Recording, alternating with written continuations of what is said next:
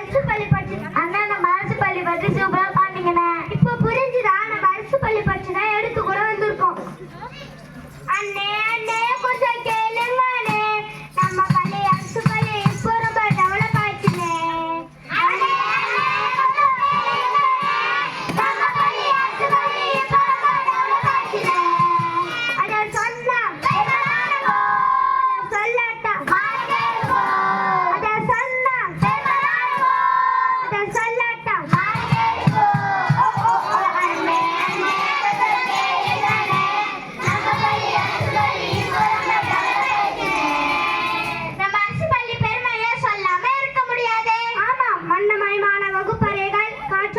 சுற்றுச்சூழல்கள், காலை உணவு, சுகாதாரமான கழிவு நீரும் சுத்தமான குடிநீரும் எல்லாம், காலை உணவு மதிய உணவும் எல்லாம் இங்க இருக்குது. ஆமாம் ஆமாம், குழந்தை பருவத்தில் நாம் வாழும் சுற்றுச்சூழல் அதாவது உணவு ரொம்ப அவசியம். இதையெல்லாம் நமது அரசு பள்ளி செய்து தருகிறது.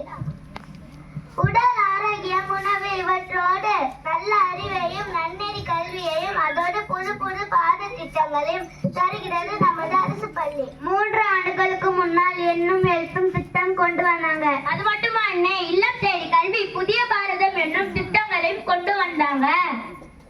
இந்த ஆண்டு புதிய திட்டம் ஏதும் இருக்குதாண்ணே? கேட்டா எப்படி? பள்ளிக்கூடம் போய் பார்க்கலாம். பள்ளிக்கூடவா பாசமாய் நீ வா, பாடம் படிக்கவா பாவம் நீயும் வா.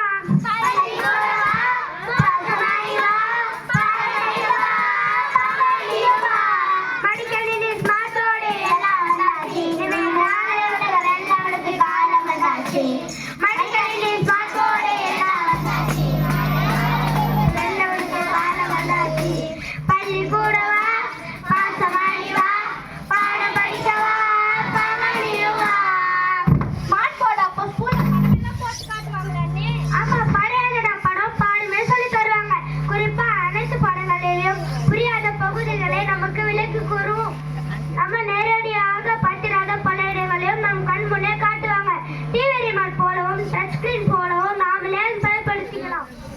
ஏ அப்பா ஜாலி, நம்ம வீட்டுக்கு போக வேண்டாம்.